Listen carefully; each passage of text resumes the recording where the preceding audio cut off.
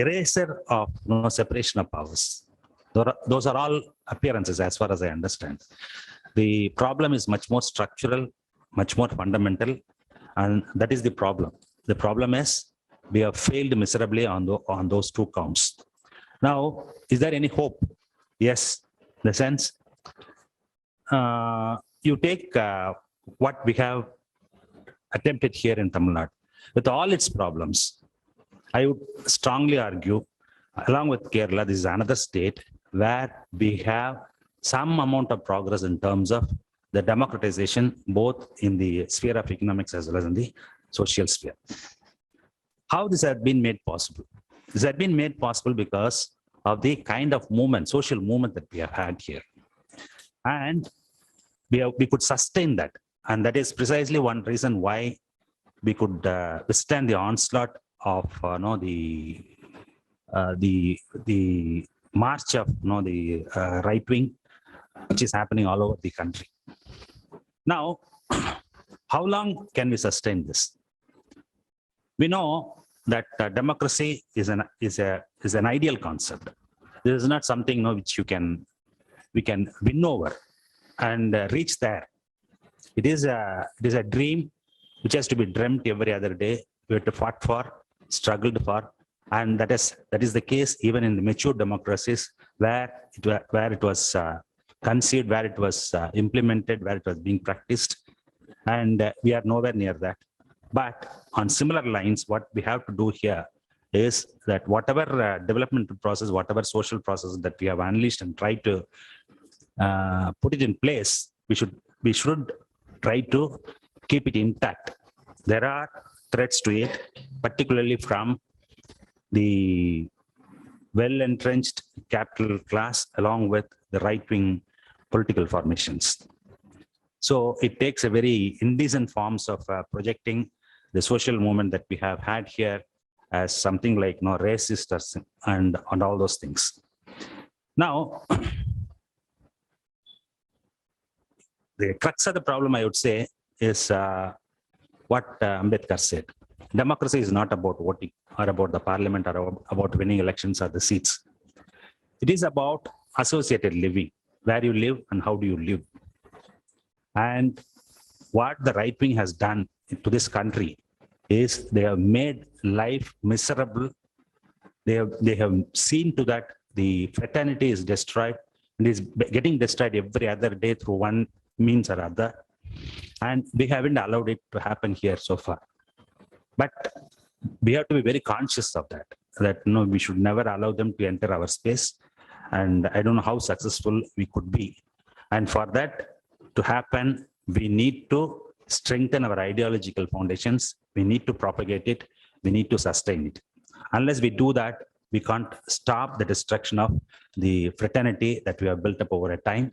And that is the most important hour of the need. That is at one level. At another level,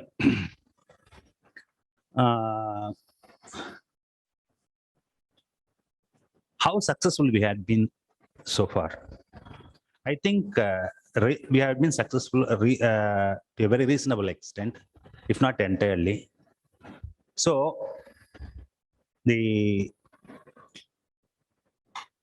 basic issue right now is that we should protect the fraternity that we have built up over a period of time, and see to that the full meaning of the associated living is not undermined or threatened in this part of the country. And we should show this as the lesson. And for that to happen, you need to have a social transformation process that should take place in the rest of the country for the democracy to be saved. But for that, none of your suggestions will work. That's what I feel. Like, the real separation of powers, the real meaning of democracy can never be reached unless we change the fundamental character of the economy and society. Thank you.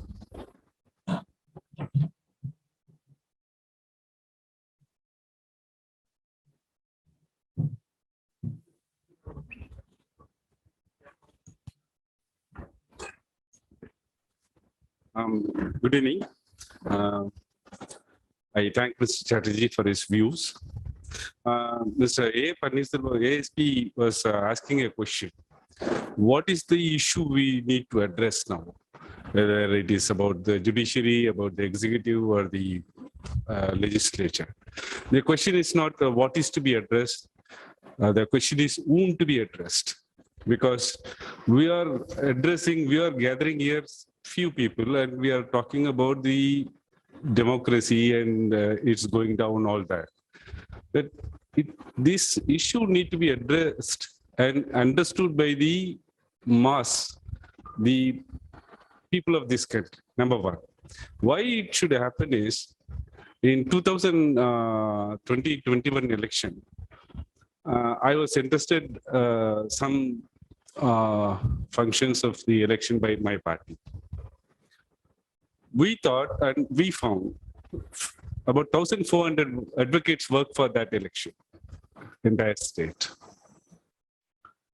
Elections are now have to be fought not politically, it has to be fought mathematically and scientifically, because we found the EVM machines have changed now from version M2 to M3. What we found in this election, EVM machines are like this. All have voted in the elections. We usually see a ballot unit. Then there is a control unit where the votes are recorded. Then a VVPAT, the paper trail machine. Between M2 version and M3 version, which cost around 10,000 more from the earlier version, VVPAT usually, which comes last in the arrangement, comes in the middle now. You should see the science behind it, because the ballot unit or control unit cannot have any mechanism to control the external devices. But VVPAT does have one mechanism to have a controlling mechanism in that device.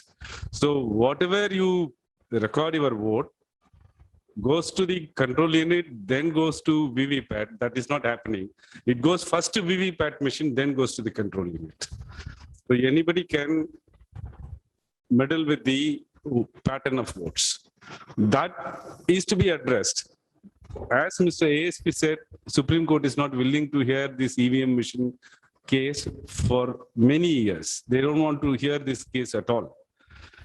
This is to be understood, because when we are sitting, Mr. TKS sir, and sitting every day, we used to hear this from the chair, that in democracy, numbers does matter. Democracy means numbers. Majority is always having a say. You don't say anything. You don't have time to speak. You speak for 3 minutes, 2 minutes, then that's all. When it comes to number, whether the democracy is all about numbers or the minority views to be considered by the majority is democracy, that is to be addressed first. And the people who gave the constitution to ourselves have to understand their rights and the problem which they are facing. First, whether they have to be addressed or the people suppressing us have to be addressed. No, you don't do this. That is the issue to be decided first. We have to address to the mass first. Is it possible to change the entire mass? It is possible, because in this room, if we take persons from different walks of life joined together for a small meeting to speak about democracy. So every walk of life man is, though he is involved in his own business every day, he is also concerned about democracy, concerned about his political rights. This has to go to the streets. We have to address that your rights are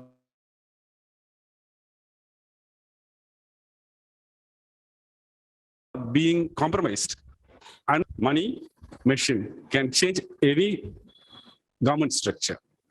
So that has to be done. That's my view of the matter.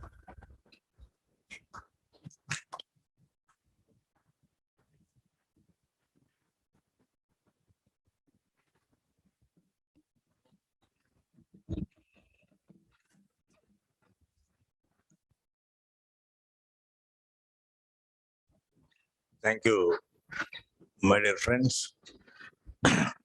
We were talking about states. We were talking about democracy. In 1947, I think only 4 areas were ruled directly by the British people. One, in the south of Vindhyas, there was Madras Presidency. Then there was Hyderabad, separate Travancore, and separate Mysore. These were not directly ruled by the British government. They had kings and they were submissive to the British. They were adjusting with the British government. So directly ruled area is only Madras Presidency. Likewise, in India, I think it is Bombay Presidency, Kolkata Presidency, United Provinces, Central Provinces, they call it, and then Madras Presidency. So after 1947, the government by the then Home Minister was Sardar Patel. He had discussion with every kingdom which was in existence here, and he talked to them. And there also, Hyderabad Nizam was not willing to join with India, but he was threatened to join. And even after that, until 1970, the government had agreed to pay money, that is privy purse they call. Only with that, India was united. Even then, India was not a single nation because India was earlier ruled by 3 foreign entities. One is the France. Some part of the southern India was ruled by French people. Some part of the western India was ruled by the Portuguese. French people left India only in the early 50s, I think, and Portuguese left India in the year 1961. 61 or 62, I think. So after this, the constitution framers in 1949, they had passed the constitution. Between 47 and 49, they had created some states based on the earlier portions which was ruled by the kings. And after 52, after the first elections, they divided the states into linguistic states. Only after 52, 53, they had formed a committee and divided states into linguistic states. So the question of states, India shall be a union of states, that is, Bharat shall be a union of states, is based on the earlier states which was in existence before the linguistic states came. So what we expect is, as was stated by our colleague, our friend, when you can change a state into a union territory, the concept of union of states slowly will vanish. That is what he was mentioning. Even now, I heard that Dadra Nagar Haveli and another union territory was clubbed into one unit now. Dayu Daman and Dadra Nagar Haveli was united as a single union territory. I don't know whether it was agreed by the parliament or not. I think it has not come to the discussion in the parliament. It has not come. So this government is trying everything. And as was told by our friend, that the new building has about 1,000 space to accommodate 1,000 MPs. And how this will go. What happened in 1971 was, Tamil Nadu lost 2 seats. Earlier, Tamil Nadu had 41 MPs. After delimitation, it became 39. It was a punishment for following strictly family planning policy by the state. We had lost 2 members in the parliament.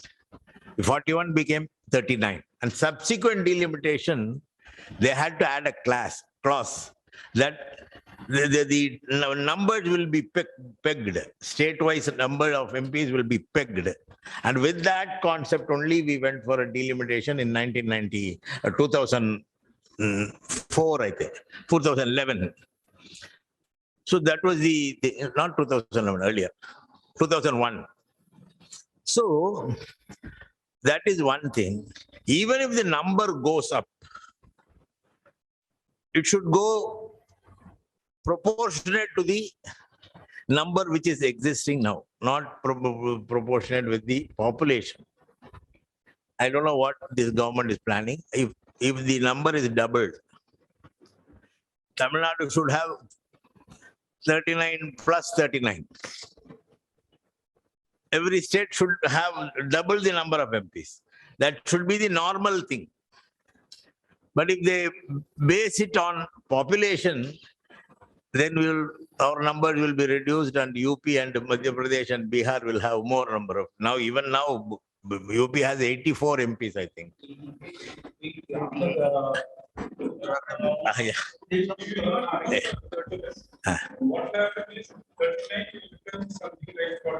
No, whatever it is. What I say, 100. Yes. I'm not. I'm just quoting.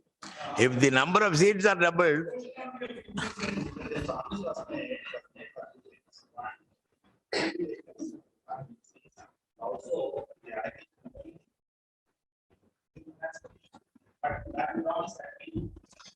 they have not fulfilled their promise. They are not for.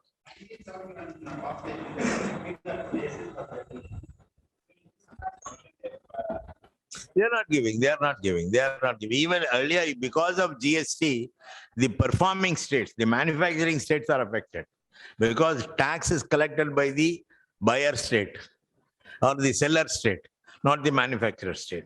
So our revenue, Tamil Nadu is a manufacturing state. So we are suffering because of that. Secondly, I must now, with the present situation of this government's attempt to go for a religious nationalism and all other things, I think how I must think of three senior leaders of this country who did something which we were against and we were talking ill about them. One was Jinnah, who wanted to get out of these people, to form his own country and take away the Muslims, to protect the Muslims. Second was Ambedkar, who told that don't continue with Hinduism, all go to Buddhism. And third person is Periyar, who said Independence Day is the saddest day in my life. So they might have thought all these things. They had thought of all these things. Someday somebody will come with this religious concept and put pressure on the people. See, religion in a democracy, in a civilized period, the only role of the government is to provide socio-economic security to its citizens. See, in monarchy, the king and the subjects. King is there, the people are his subjects, not citizens. In a democracy, the country and its citizens. They don't talk about the ruler. The country and its citizens. In a monarchy, it is the king and his subjects. So we are citizens because we form our own government. We elect our own government. And based on the promises they give. They did not give any promise. What this government has been doing for the past 8 years, they have not promised in their manifesto. Simple thing is, this morning we were discussing about the role of the governor. A governor is an executive head for whatever it is, but a governor cannot take up the legislative power. Even the president cannot take up the legislative power. Legislative power rests only with the legislature or parliament. Even the president, he can bring an ordinance. That ordinance has to be passed by the parliament, otherwise after a certain period it will lapse. Even the chief minister or prime minister cannot take up, the cabinet cannot take up the legislative powers. But a governor in Kashmir had taken up the legislative power against the constitutional provisions and recommended dissolution, recommended the removal of Article 370. It's a funny thing. What Constitution says is that a resolution should be passed by the Kashmiri Parliament. They call Kashmir Parliament. Parliament. If the Kashmir Parliament wishes, Article 370 be revoked. That is what the provision, the Constitution says. But a governor who is an administrative head, who has no legislative power, takes up the legislative power in the absence of an elected assembly. He says that we can, I will allow withdrawal of Article 370. Then the government says, based on the recommendation of the governor,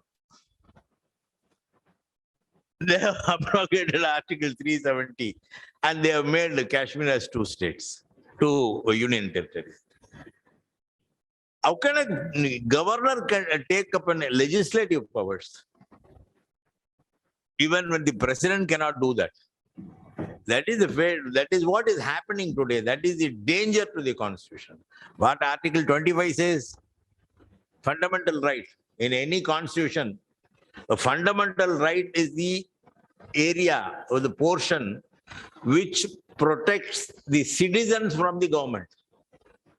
That is that section is there to protect the citizens from their government.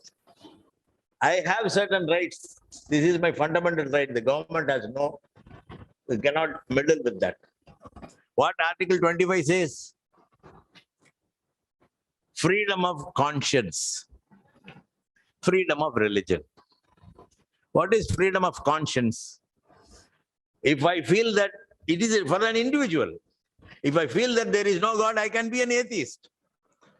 If I feel that Shiva is my God, I can go to Shiva temple. If I feel that Buddha is my God, I can follow Buddha.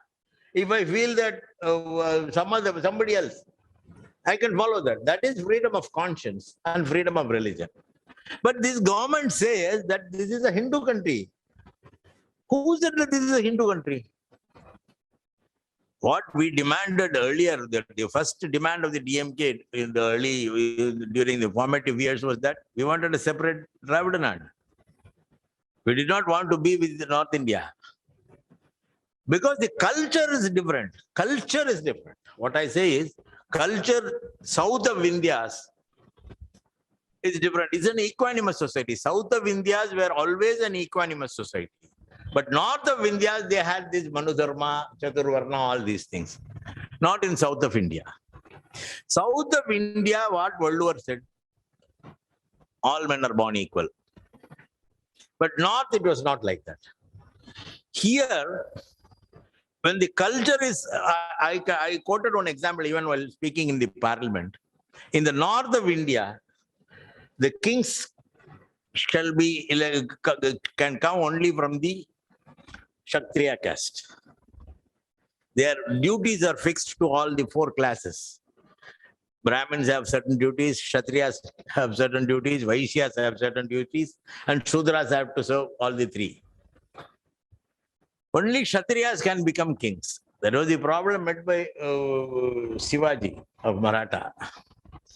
You know, when somebody's thumb was taken away because he is not a Kshatriya. But here in Chera, Sola, Pandya and Pallava kingdoms for 2000 years, we have not seen any Kshatriya alone can become king. That rule was not here in the south because Manudharma is not applicable, nor was not practiced in the south. It is an equanimous society. Huh? All republics. All independent nations. All independent nations. 4 independent nations. There were 4 independent nations. There were Guptas, Mauryas, Magadhas and Marathas. Of course, after that, Muslims came. All that is there.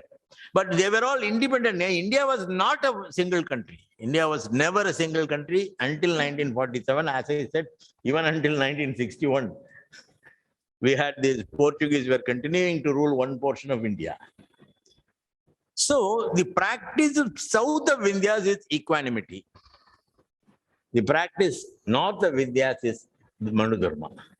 Manudharma has no role in the south of Vindhyas.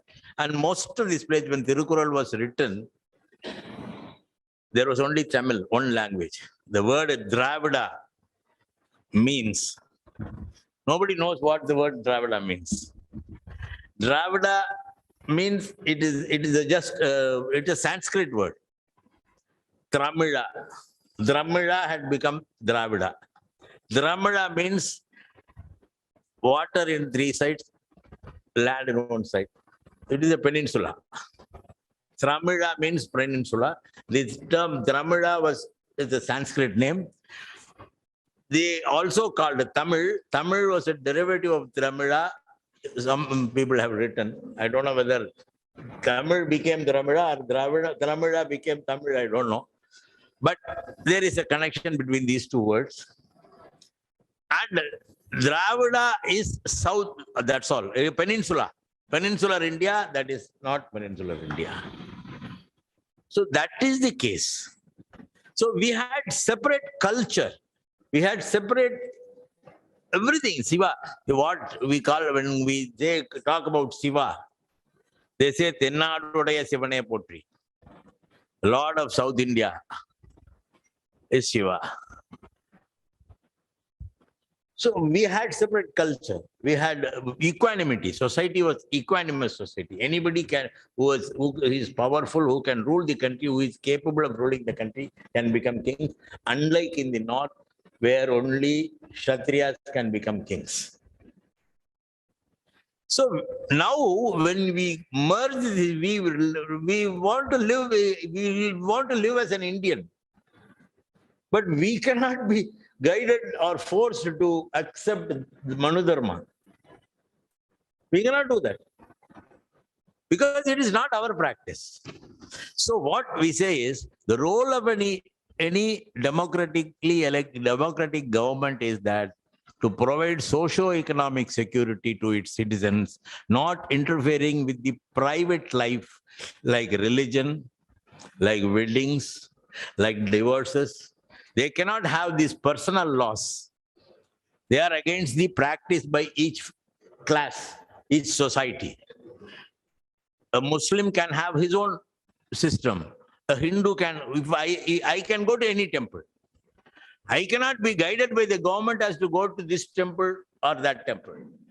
It is not the role of the government. We are not electing the government to say what I should eat, how I should dress, and which God I should follow. This is not the role of the government. So this government is trying everything to spoil the present constitutional provisions and do damage to that, which, as was earlier said by everybody, that it is for the people to get ready to see that they are not affected. Thank you. See, running short of time. The later interventions, I would like it to be slightly brief. Next is Dilip Mandal, please.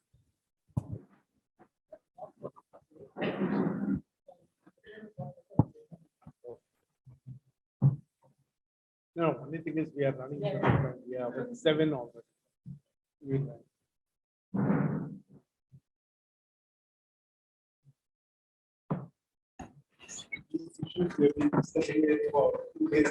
Yeah. Yes. So thank you for organizing and thank you for having me. So I am taking this debate from where Garga has triggered some questions, and it was more in form of inquiries, not in form of answers. And calculation of the importance of two different paradigms, that what is difference between Nehru and Modi is important, but more important is what is the continuum between Modi and Nehru, right? So, am I correct? So, yes, so in state, as you're rightly saying, that it's a resultant of contract. It's never been in the history of this geographical entity. These boundaries were never the reality during even Asoka period or in the Mauryan period. This is something new. That's why the term of that was used during entire debate of Constituent Assembly, especially by Dr. Ambedkar, that's India is a nation in making. So after Constituent Assembly formed a nation, there were some contracts. And the problem is arising now because some of those contracts are being breached. And that is the cause of anxiety. That is the cause of this whole debate that we are discussing about those breach in contracts. As APS was rightly saying that democracy functions through institutions, and some of the institutions are not delivering what they should actually deliver, like, or even Seema Chishti was talking about those institutions, judiciary, even legislature, and media also, they are not doing what they're supposed to do. So this is the cause of anxiety. And in that famous speech of Dr. Ambedkar of 25th November 1949, when he was talking about the contradictions, we are entering into the era of contradictions. So he was talking about a threat to Indian nation, and he was talking that that threat will come from the below, who were at the disadvantaged position, they will revolt. So he was talking about the disruption coming from especially lower caste and lower class. So these are the contradictions he was talking about. So now the problem is, in 2022, if we see the history of last 30 years, most of the discontents are coming from those strata of society who are benefited during this post-1947 period. If we see even this 1974 JP movement, or even this Aam Aadmi Party, or this Nirbhaya, all these disruptions are led by those classes, or even anti-Mandal protest.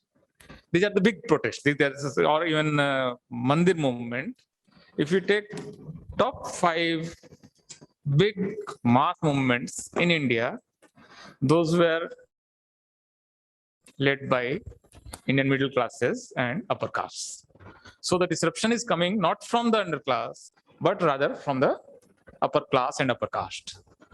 And with that, actually, what was supposed to be delivered through Indian constitution or through Indian nation was not delivered to the underclass. Some of these things are, it's not that nothing has been delivered. Some of the things are all obviously delivered. So I think the underclass is not sufficiently asking for more. I think this is one of the problems. It's they maybe because of the idea of karmic Hindutva, the theory of karma and rebirth and all that is ingrained in Indian idea and Indian ideology. So that can be one of the reasons. I don't know. We don't have any empirical data to prove that because of that, the underclasses are not sufficiently impatient. Boss have talked about why we don't have any history of any revolt from the underclass, and he talked about how this issue of graded inequality and why this is formed, this Indian society is formed in a way that those solidarities, to achieve those solidarities, are not easy. So his prescription, or rather his diagnosis, is India is not country of revolts or rebellions because of these fractures. So anyways, so these are the some of the basic structural and processual issues, but now, as you're talking about, that some of the contracts are now breaking, especially the contracts with the Muslims. Even during Nehru period, Muslims were not getting much from Indian states. After almost 50 or 60 years of Congress rule, as such a commission report told us that Muslims were hardly there in government jobs, or they are hardly getting any bank loans. So, but still, the situation has now changed that Indian state is not overtly saying, almost overtly saying that you are not part of the nation. Almost, it's not, these are the words, but so that was the contract was that, no, okay, fine, we are not giving you much, or we will not give you much, but still we consider you as part of a nation, of this nation. And the promise was to give some sort of security and safety, though that was breached. If you can remember the riots of 60s and 70s, that those times riots were going on since for 15 or 20 days, and in nearly 4,000 people died. So it's not that, but still, that veil, that some sort of what we call in Hindi parda, that has gone. Gloves are now off. So these contracts with states, that those contracts with minorities, after 2014, those contracts are not, this government is not taking care to even say that we will honor those contracts. I think the problem is there. And if that is the case, then this crisis may deepen, which may get worse because of how BJP is doing the statecraft and all that. And till BJP has this North Indian Hindi geographical entity in their kitty, it's quite difficult to break the hegemony of BJP, and that is the problem. So whatever we have to think, like, look, what is the status of, if you just make a collage of different states, entire South India, other than Karnataka, and large part of East India, they are out of the BJP domain, almost. So from West Bengal to Orissa to this Andhra Pradesh, Telangana to Tamil Nadu to Andhra to Kerala, and even Karnataka. Karnataka BJP is not that BJP, despite this hijab and all this. That is Lingayat BJP, more like something else. So even Maharashtra is now not in their kitty. So the resistance or the hegemony of BJP has to be broken in North India, and there the problem lies. What to do with this? This is the, I think we should think about, and why this has happened. We may diagnose that, and this is the problem area, I think. So let's think about that, and we can still talk about why this happened, why BJP is getting almost entire North India Hindi-speaking belt, and if they are continue with this idea of Hindustan, and have those around 250 to 300 seats in Hindi belt, then and they may allow this non-Hindi belt to remain like this. They may not interfere in this spaces. It's not necessarily that they will disrupt these states. So even that equilibrium is not good, because at least in terms of policies and distribution of revenues and all that, they will still cause many disruptions.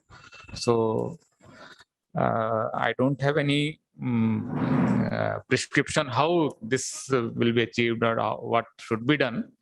But this is my diagnosis of the problem. Thank you.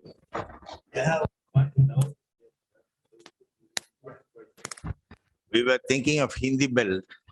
We had seen Madhya Pradesh going the Congress way, Rajasthan going the Congress way. In Bihar, RJD has come up like anything almost there. In UP, this election, about 69 seats, the difference between the SP and BJP was between 50 and 2,000 votes. A mere 50 and 2,000 votes, the difference in 69 constituencies. If the Congress had aligned with the SP and said that we will take 75 or 80 seats, you take the remaining, you rule the state. We will talk terms when the parliament election comes, we can even share 50-50, like that kind of an arrangement. I think this 69 seats would have gone the SP way. That is the Congress and BSP, SP, all the three parties were fighting against BJP. If Congress and SP had come to an understanding with Congress taking lesser share in the seats and allowing SP to form the government, there was a chance that SP would have formed the government. In Madhya Pradesh, Kamal Nath, see, that was, I don't want to go into their politics, Congress politics, but generally, if Jyotiradiत्य Scindia was made the chief minister, I think the government would have survived. And here it is a fight between Siddaramaiah and the chief minister. But he managed to retain. So these three states where Congress had won, they lost 2 seats because of infight. That is also has to be taken into consideration. But I am talking about the Hindi belt where Madhya Pradesh, Congress had won, Rajasthan, Congress had won, Bihar, there was a great rise with more number of seats were gained. They say that only because of the seats given to Congress, they had lost, otherwise they would have won. And what is the other Hindi-speaking state is Jharkhand, Uttarakhand and all. Yeah. So, not even Hindi belt had supported BJP fully. What they gained earlier, this time they could not gain.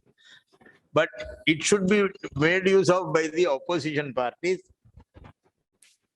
Sir, one question. This is since we are running out of time.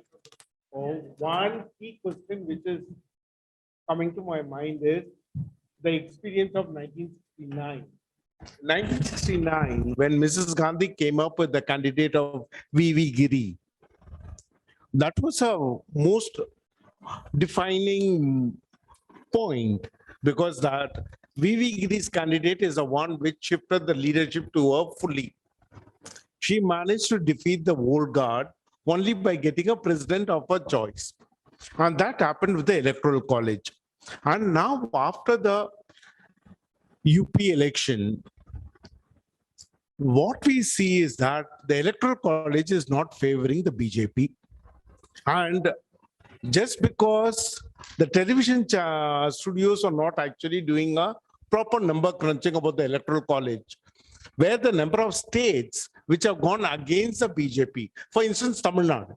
Tamil Nadu, it's a huge DMK government has come in, therefore the Electoral College is not favoring them. Therefore, there is a huge shift in the Electoral College, and this Electoral College calculation. And if we look at the 1969 experiment, there is a huge possibility. Are we talking about the possibilities of weakening of this aspect government, or we are talking only about the places where they are gaining strength? Are we, in a sense, amplifying their strength more than what they are? Is one question which I have in my mind. I think that how much of discussion about the Electoral College is going on, because the presidential election has to happen quickly. Okay, with these.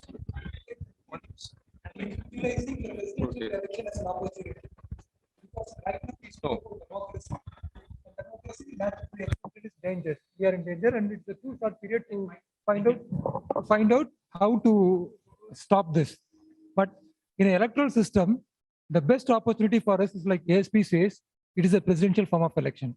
Are we going to do the same mistake like which we did during Ramnath Kovind? We allowed BJP to announce a candidate, and they came back with a claim of they're giving empowerment to a Dalit community, and they pitched in Ramnath Kovind. And later, as a hindsight, we were forced to announce Meera Kumar. Are we going to do the same mistake this time also? Or we are going to be proactive and announce a presidential candidate? On the 370 issues and all those things, whatever we talk, I mean, my suggestion is it possible for the opposition to project Farooq Abdullah as a candidate?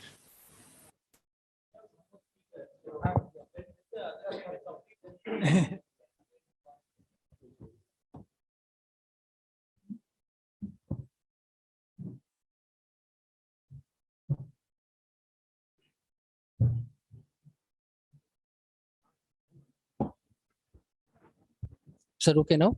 Yeah. Probably some of the points made by Garga Chatterjee, Panneerselvan, Dilip Mandal and all, reasons for this thinking. Sometimes we analyze more on the existing systems as if they are given or granted for many years. We need to see everything from the historical point of view as well. Sometimes we say that Indian democracy is younger. This Indian democracy was not a product of an event like French Revolution. It's a kind of colonial and post-colonial development. And this Republican form of government and parliamentary democracy, everything. I was thinking from different perspectives when we analyze the Asian societies. In almost most of the Asian countries like India, Iran, Turkey, China, to a certain extent even Russia, we do not have a long history of democratic revolution or changes in these societies. We got everything only as systems, electoral systems or election management and everything. When India formed as a republic, it was considered as a multilingual country or multilingual nation or union of states, whatever be the name. There was no dominant nationality in India. If you compare with China, Russia, even Turkey, in China, the Han nationality has more than 90% of the population. That was the biggest nationality in China. In the People's Republic of China, is nothing but the rule of Han nationality. And Russia, similarly, Russian nationality, and Turkey, in a way, whatever be the changes made during the Ataturk, that's a continuation of Ottoman Empire. So in India, it is structurally multilingual, or we can even say multinational country, but still there was no dominant nationality at that time of formation of this republic. What I'm seeing today from some historical context, we see an emergence of a dominant nationality in India. It's a project in making, or as they call it, it's a nation in making. Today, this cover story, the special issue of Outlook, it's all about the language issues in which Garga Chatterjee and myself have written some articles. Hindustan. So this project of Hindustan is in making for many centuries, many decades. You can call it Hindia, you can call it Hindustan, not the Persian word Hindustan, but the Sanskrit word Hindustan, or whatever be the name, even Aryavarta. This Hindi nationality in the Ganges plain in Uttar Pradesh, part of probably almost all the states neighboring Uttar Pradesh, to a certain extent with the money power of Rajasthan and Gujarat, or what we used to say the north in the Dravidian sense.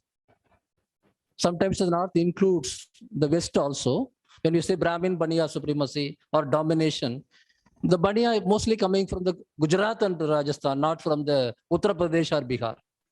And Bengal was never been part of our North. So I used to say political North and political South. So this political North is basically a land of modern day Hindustan or Hindia is now taking place.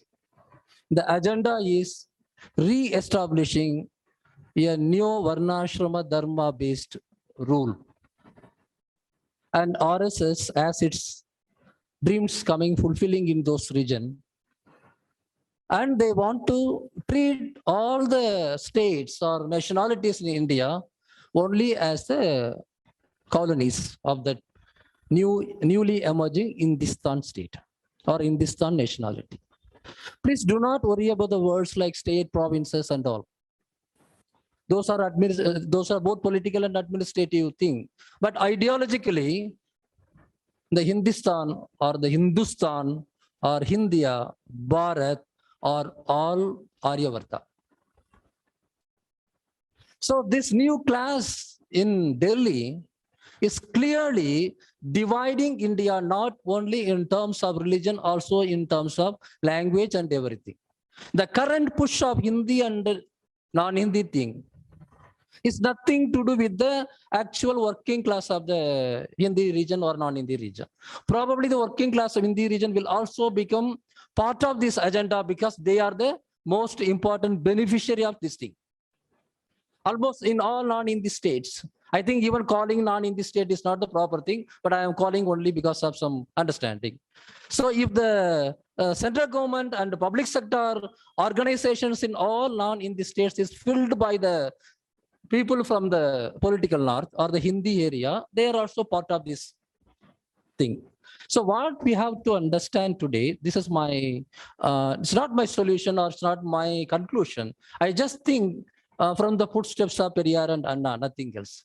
We are seeing a new big nationality is emerging. This Hindi as a language is less than 200 years of history. So pre-colonial, they do not have any time to set up this area as a new nation.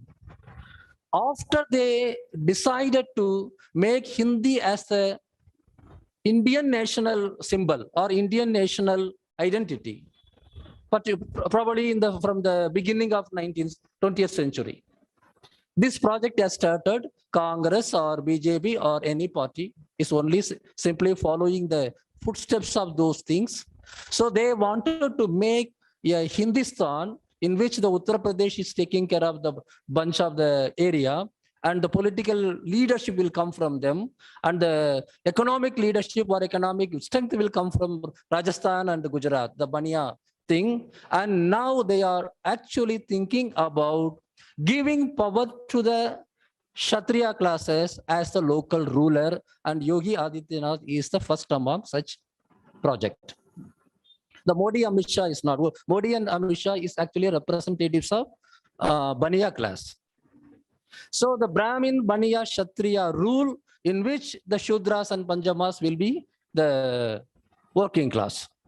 NEP is all about it. Everything Hindutva is all about it. Everything that we are discussing is nothing but re-emergence of the old Aryavarta politics, because that is what RSS is preaching, that is what RSS is saying for a long time. Did they hide anything from you? Is Golwalkar hiding anything from you in the bunch of thoughts? They were very clear about it. They want to build a Hindu Rashtra. In that Hindu Rashtra or Hindi Rashtra, they never consider you as equal. When did they consider? They don't even, see, this is very clear. Just like China, just like Russia, just like Turkey, a new empire is making. It's a new kind of empire. Today, if you see the real, one of the major or the real causes of Russian-Ukraine conflict, it's nothing to do with the NATO and all. The old Russian mindset in minds of Putin doesn't recognize Ukraine as a nation. They don't want to recognize Ukraine as a separate nationality. They want to rebuild the old Russian Empire. The minds of Erdogan in Turkey is nothing but continuation of Ottoman Empire. Same thing with China. Xi Jinping is not the communist leader or modern leader like Deng Xiaoping. He wants to establish the old Belt and Road Initiative, in which China be the middle of the kingdom, middle of the world. The same new imperial mindset has already taken place in the minds of our rulers today, and they are building one Hindustan and making all the linguistic nationalities of Indian subcontinent as their subservient nations or the colonies. So Tamil Nadu or Bengal will be the markets for that empire. We can supply our human resource. We can buy their product. In the front page of Outlook is about these things, but they are not endorsing this, obviously. It's all about the linguistic things. And the back page is about the advertisement from the Patanjali. This is a modern Hindustan. So I think the elephant is in the room. We should definitely take all these things into account. So instead of simply speaking about the merits and demerits of the system, I don't think the 1947 or 1950 is extremely bad. I don't think so. In the modern context, a kind of development like a constitutional power in India, where at least they have some sense of union of states. At least they have some sense of states. They are not provinces initially. Before it was provinces, they made it into states, which are given some constitutional power. We have some idea of state languages, Tamil in Tamil Nadu, or Bangla in Bangladesh. Everything is now vanishing because this 70 or 80 years of rule is nothing in the long history of world history or the history in the Indian subcontinent. I'm not saying Indian history. I'm saying the histories in Indian subcontinent. So this is one of the very important development. BJP is successful in making a Hindi nationality. Please do not undermine that kind of development is possible today. It is possible. If Putin is possible, if Xi Jinping is possible, Erdogan is possible, and Modi and Amit Shah can also be possible. And this new dimension in the Indian politics is something different. So it is not just Uttar Pradesh, Bihar, Madhya Pradesh and all. It's all about one big Hindi nationality versus rest of other nationalities in the Indian subcontinent. That's just a food for thought. I think we can discuss more about this. Thank you.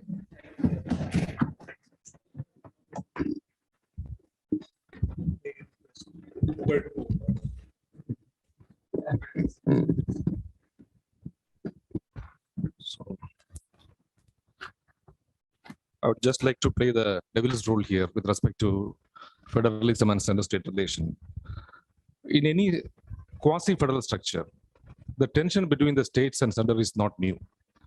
Likewise, the onslaught on democratic principles or democratic rights are also not new.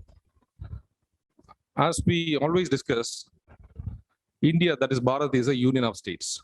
The concept of India came into existence based on some sovereign contractual negotiations and promises given to the states. Some of the promises are like Article 370 or secularism, and maybe respecting the culture, respecting the language, etc.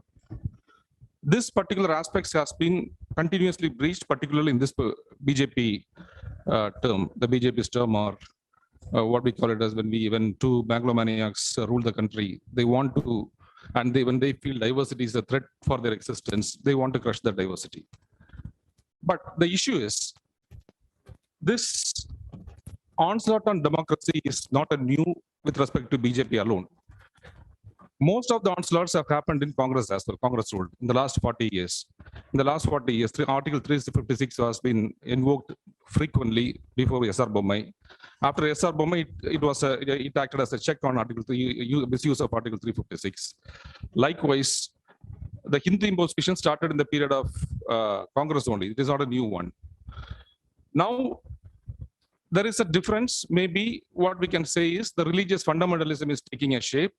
Because of this religious fundamentalism, these two people who are ruling in the center, who thinks that everything should come to their doorstep and at their command, can crush diversity, which will be favorable to them. That is one. But my other question is, or my other observation is, in addition to what we are witnessing today, what is the effect of market on our democracy? have we negotiated the market principles correctly? Because in 1990s, when market was liberalized, there was a hurry, I don't know whether I should say in a hurried manner, or there is a series of measures from the government and the policy to address the market needs, address the capitalist needs. Institutions are created like national law schools or maybe Indian Institute of Management, where students were not imparted training on their basic rights, but imparted training how to sit and work in a corporate environment. You take instructions, you do the work. There is a huge difference between national law schools or maybe IIMs and universities, conventional universities like JNU or Aligarh Muslim University, where JNU and Aligarh Muslim University is known for discussions and debates, and the students, more than the studies, the students are being empowered with respect to knowing the rights. That imparting the rights is necessary to uphold the democratic principles or fighting for democracy. This we diluted with respect to after this 1990s, in the name of negotiating the market or supplying people to the, even laws are being changed. Labor laws are being changed. IT companies, for example, IT companies are exempted from labor laws. Because the IT companies, the international companies which is coming to India don't want any trade union or labor union in their premises, because it is only a survival of the fittest who will survive. So the issue is this notion only saying that the religious fundamentalism is a root cause for this erosion of democratic principles, or market has played a major role, which we have failed to address. Even, for example, even in our own today, we had this, I'm also part of being the joint secretary of the NRI wing, but today we had a beautiful conference where we all participated. But how far we have gone to the campuses? We may do conferences. Have we gone to the campuses like Left SFI or other ABVP is going and doing? Have we changed the curriculum? We say, for example, the social justice principles, the women's ancestral rights were given by Dr. Karnani in 1989 first time. How many law students will know it? Or even the law faculties don't know it. So have we changed the curriculum to take care of these democratic principles? Without doing this, can we just superficially just talk always from 1950s to even today with respect to the constitution, and BJP is doing this onslaught? That's it.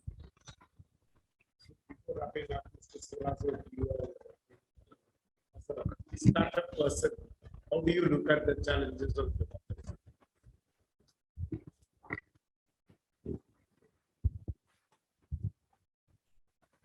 Yeah, so thank you. I just want to listen to all these eminent personalities. Maybe being a person who is heading the startup and innovation mission, like again, in every other new development, area of development, again, when it comes to the policies of the government of India, they're not considering the states, and everything is centralized. And even when I took over just two and a half months, 3 months back, and none of schemes, there are 30 plus agencies in the government of India, which is supporting the new age entrepreneurship, and none of the schemes, none of the policies are direct or rooted through the state government. So when I asked the Niti Aayog, the Planning Commission members, and they said that is your responsibility to go and talk to each and every institution. They're very clear that we don't want to put up a rule that these organizations' policies or frameworks or whatever their implementation schemes should come through, because if there is a small rule by Niti Aayog that all the schemes should be routed through state government, then it's very easy for us at least not to have the money, but also to have a more impact. We may have, because there are a number of universities, number of colleges, number of institutions are getting the funds. Even we are not aware who is getting what. So this is one small example. Maybe I'm not expert in the other socio-political or other economic subjects. I don't want to talk on that. But this is one small, because the startup and innovation missions are given, very high importance, and there are a lot of funds are allocated from the budgets of every government, even in this state government, we have got some 200 plus crores of money from the state government itself. The union government allocates a lot of funds, but again, like I mean, whatever you spoke on a broader perspective, it percolates to one particular area where one small area where I'm in charge of for the state. We have no connection, and that every institution, every student who is coming out of the colleges, they feel that only union government is doing something around the job development or entrepreneurship development, and state government is doing nothing. And purposefully, so though I'm holding a government position now, maybe I have no hesitation in staying. We have all say, for example, there is a ranking framework. So Tamil Nadu is ranked 19th as far as the new age entrepreneurship is concerned. And even in a funny way, Karnataka, Bangalore is one of the largest or one of the important locations or regions in the world startup ecosystem, where every world research organizations say that they fall under they come the top 25, top 30 in the world ranking. But our union government has made Karnataka as the fourth thing, and the first is Gujarat. So this is the state of affairs, even in a new age thing is itself. And we don't know, even for that, we have to fight that, where Karnataka is going to be, and Karnataka is again ruled by the same government. So this is the thing, and practically, these things are disturbing. And the major problem I see is that our youth are getting or misinformed that the state is not functioning well, or because we are positioned at 19, so the government is not considering about new age entrepreneurship or innovation or technology or this stuff. The reality is very, very much different. So we have to take something very strong kind of a propagation now, where Tamil Nadu stands. So this year, we are going to do a lot of these such propagational initiatives. Part of our thing that where Tamil Nadu stands in the new age. This is something maybe out of track, but still somewhat aligning.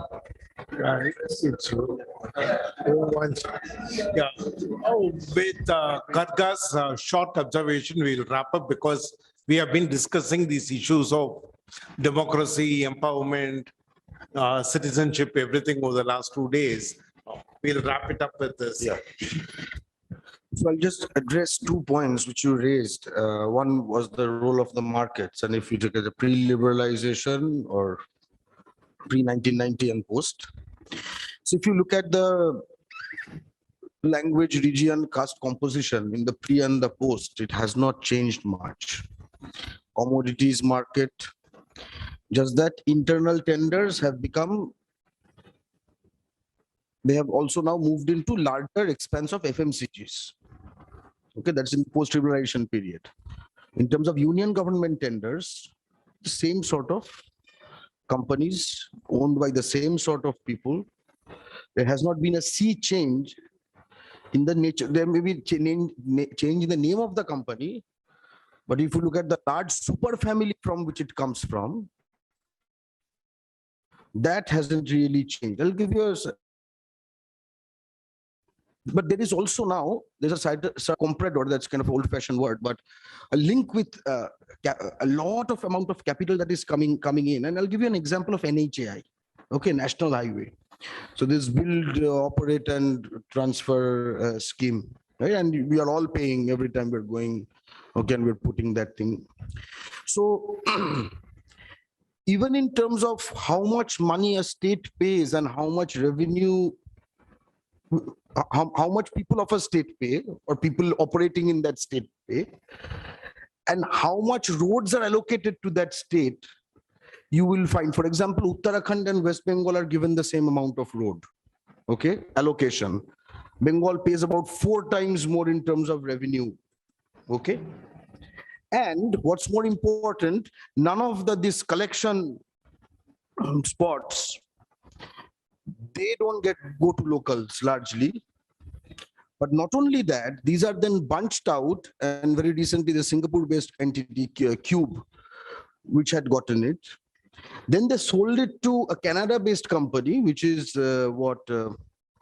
which is a pension fund, teachers' pension fund, which means it has to be a stable investment. It's not a risky investment, because they do all the statistics of how much traffic happens, etc. So it's like sitting and collecting. It's like it's not as if it's not a risky investment, which means that the state union is actively creating giving capital to certain entities. It's not market forces. It's not a question of market forces.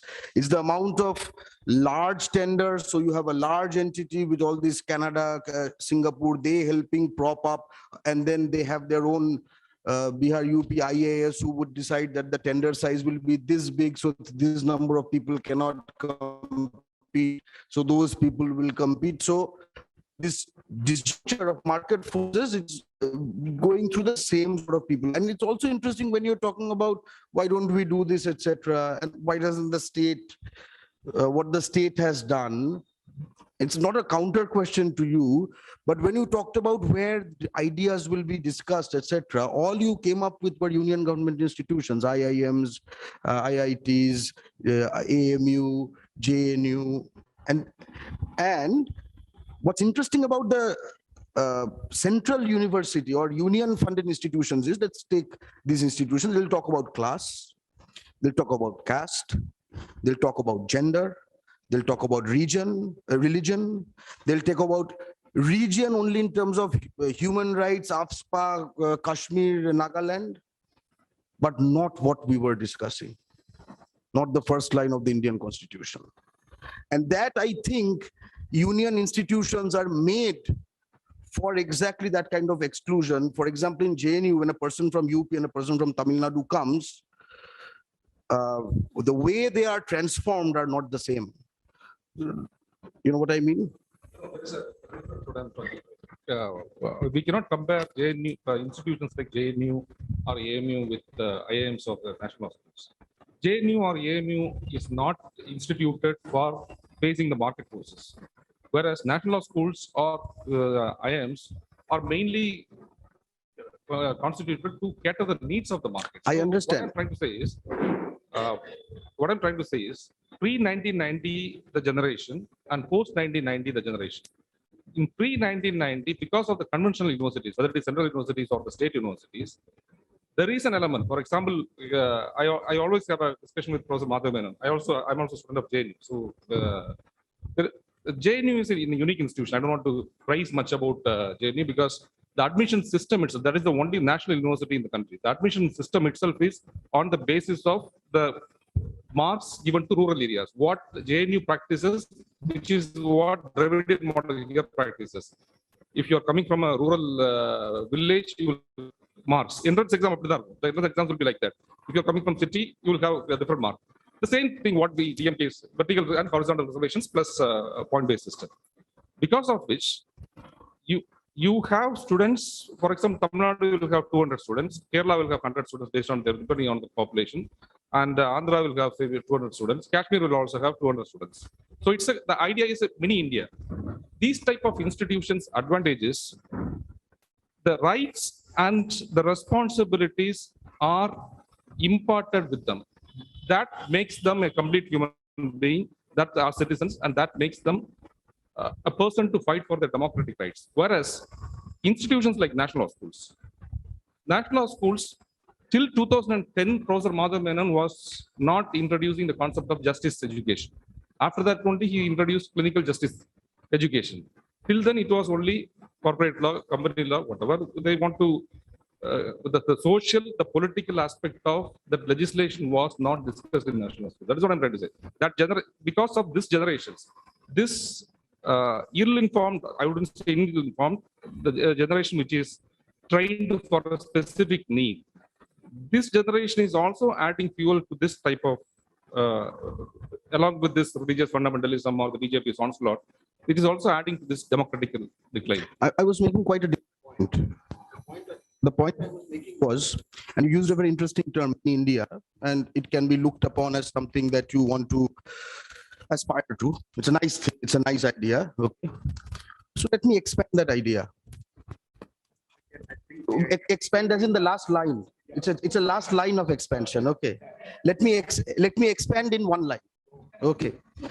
Imagine an India where every 1 square kilometer is made out of this JNU type of mini India, where there are in population proportion 40% Hindi people. Imagine whole of India as a collection of maybe 5 lakh 1 square kilometer mini Indias, where there are 40% Hindi speaking people. No, I'm just, when we are saying we're aspiring to something as a model, I know when it's a model, it's also, there's an implicit idea of aspiration to it. That's what I'm saying.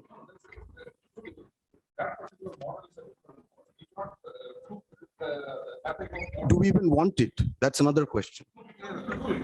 See, the question is, if you are going to get into this argument of intrinsic value of knowledge versus instrumental idea of knowledge, that is, if we essentially split Pugar's argument, institutions like JNU or AMU have a intrinsic idea of knowledge, and the business schools have an instrumental idea of knowledge. And I think that division is there in almost every aspect. That's the reason we think about social sciences versus administrative sciences. Therefore, let's not, no, 1 second, therefore, that part, let's not even conflict, because, no, 1 second. Yeah, therefore, when you're coming to the largest superstructure, the problem here is democratic deficit. And this democratic deficit, can we actually superimpose it into this idea of intrinsic knowledge versus instrumental knowledge? That is the key question. We did all through our lives without Delhi controlled institutions. That's all. I think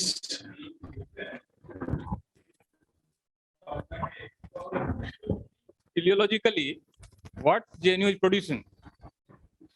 Is it producing the idea of a federal nation with social justice, or it is producing infrastructure for the nation, which is now becoming so oppressive and disrupting even that notional federal structure? What they are actually producing? They are producing corporate leaders. They are producing these institutions. These institutions are producing IS officers. And are they even, they are, what discourse that came out of JNU that made the biggest headline in last 10 years? That is, again, Hindu-Muslim binary, led by this whole Khalid and Kanhaiya and all that. Is it giving any sort of trouble to BJP? Is it not the same idea and ideology? Problem is, as a journalist, I have a problem with the type of hold-all terminologies. Primarily because I come from a state called Tamil Nadu, where my empirical data gives me a completely different idea. For instance, caste-based voting. There is a constituency called Mailadurai, which has a maximum amount of 1 year. And 1 year had never won from that constituency. How am I going to understand that? If I'm going to look at JNU, is it for me Rumila Thapar or Pugar, or is it Nirmala Sitharaman? Okay, now the moment we start using specifics and not umbrella terms, then it gets much more layered and complicated. And one of the reasons to keep the idea of democracy alive is to keep the details alive and not to get into an umbrella terms, because umbrella terms tend to conflate a lot of issues. The way Jaishankar is JNU, Nirmala Sitharaman is JNU, Rumila Thapar is JNU, Pugar is JNU. Now what is JNU? G. Parsardi is JNU, and G. Parsardi Was he an administrator? Yeah, but no, Prakash, Sita. Prakash. Yeah, later, mostly from MCC. Okay. Now the key question is, that's what, how are we going to look at it? Are we going to use it as a umbrella terms? I think this old terminology conflicts issues. And if we want to talk about democracy, I think the key issue is to retain the space for dialogue. If you want to retain the space for dialogue, I think we should step one step behind and not to use umbrella terminologies.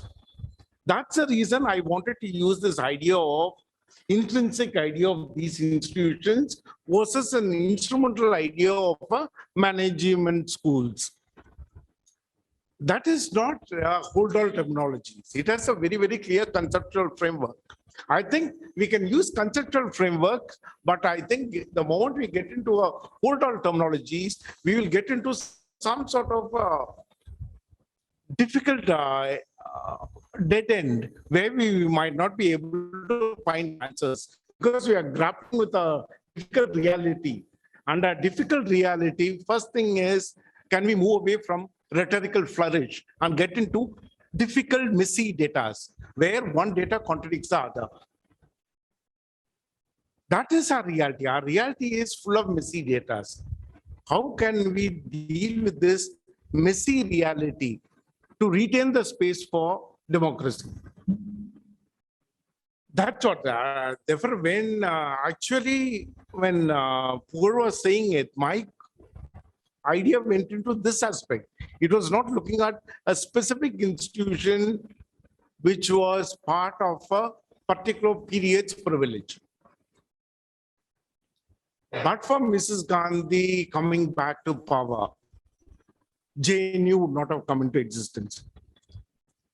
And Mrs. Gandhi, without inviting GP to come back from US to become the first vice chancellor, we would not have. See, that itself is a big story. JNU is the first major university where the first vice chancellor was not taken from academia. She said that all of you are major scholars. The moment I am going to make any one of you the vice chancellor, you will make it a university for that discipline. If it is going to be Rumila, it might become history. If it is going to be Sukadev Chakravarti, it will become economics. Therefore, she brought in somebody like G. Patsardi, who was outside, to make this university a center for various disciplines. To make that, to enable that, it had a particular imagination. Therefore, we can't wish away all these imaginations. And these are, the thing is, when the BJP is undermining certain institutions, are we also going to join the same bandwagon to undermine? What are the institutions BJP is undermining? One is academia. And the second is journalism. They call prostitutes. Okay, now if we have to think in terms of creating democratic spaces, what is going to be our language? Our language has to be different from their language. That's the first one. That is, we are not going to join the race in undermining the existing institutions. Yes, there might be any number of problems with the existing institutions. Our election commission might be having a problem. Our judiciary might be having a problem. But we also genuinely want these institutions to have certain amount of independence. We want a media to have certain amount of independence, certain amount of autonomy. Therefore, that's the reason my argument is slightly different, but I don't think we'll be able to resolve it in one evening.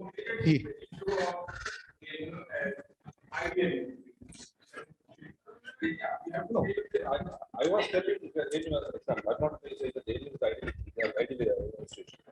What my argument is, unless and until you educate and empower this post-1990 generation with their rights and liabilities from the curriculum, from the schools, there is a much more serious threat to the democracy, because they will not be able to understand and identify the designs of Hindutva or religious fundamentalism. Because this is what in Tamil Nadu we are facing today. We are the Tamil Nadu gross enrollment ratio is 49 or 52%, which is much higher than even US, which is much developed because of the Dravidian model. But when we talk about the Dravidian model, the new generation, at least till the age of 35, doesn't understand. They think that they have succeeded. Most of the people who are living abroad, because Tamil diaspora is the most strongest in the world. People think that it is because of their abilities they succeeded.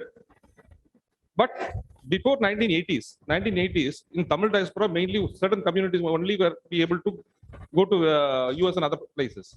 It is after 1990s when Dr. Karnanidhi came to power, he liberalized the engineering education. At that time, the engineering seats were only 2,000. So for the liberalization, he saw the world as a market, not Tamil Nadu or India as a market. So he liberalized the engineering education and he increased the number of seats to 2 lakh. Today it is 2 lakh. Maybe it is excess. What happened? Before 1990, only Brahmins were able to get into this one, or only the reserved categories or whatever. After that, Brahmins also will get. But there are the Brahmins or this particular caste, they are not 2 lakh in numbers. They are not 2 lakh in numbers. So others are also able to study. So the others, when the abroad have become a strong, but they don't know what has happened. They will say they will simply charge us with some Puji scam or whatever the illusory scam. And so this idea or this notion or this is not being created or being included in the curriculum. We have to include in the curriculum to make them an informed citizen so that they can differentiate the design. Yes, to add on, I think that the problem is not just people living abroad. The major problem is the biggest blunder was done by AIADMK government. That blunder was to allow creation of more CBSE schools. So until 2017, the CBSE school penetration, or even 2012, CBSE school penetration in Tamil Nadu was very, very low.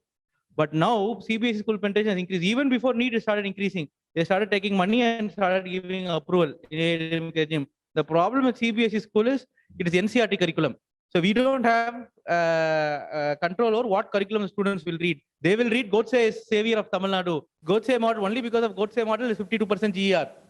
I think that is a major problem. Until it is after 1976 when education was taken to concurrent list that the CBSE schools have come.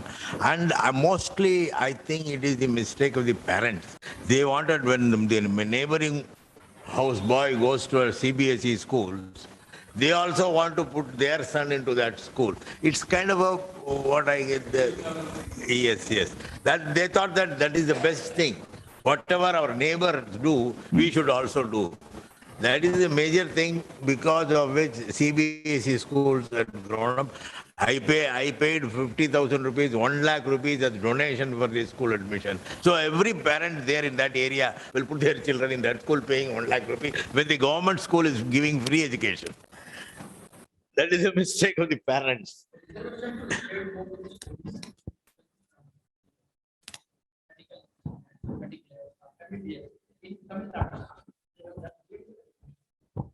Increases enrollment in government schools. Exactly. But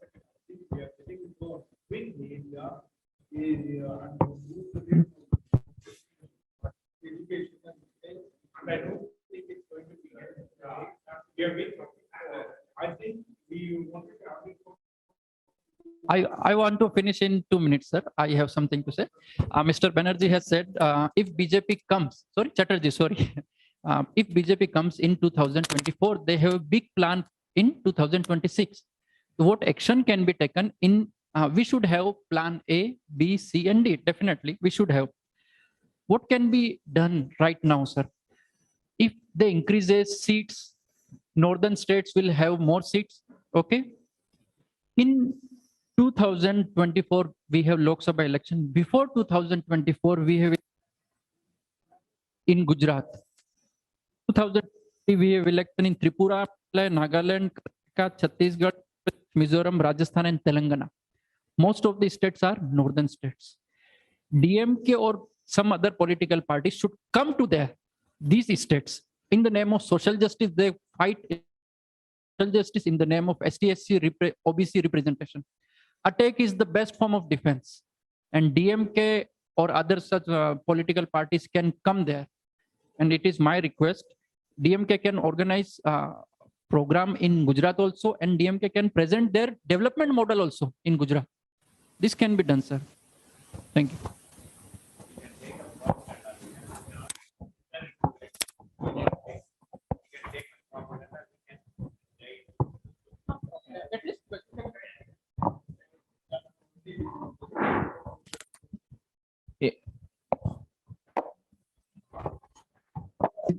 So I think this was our first TPF physical meeting. It was a grand success. We had very eminent personalities and very interesting discussion. I think if Mr. Panneer had not put the whip, I think it would have also gone until 12:01. And I think the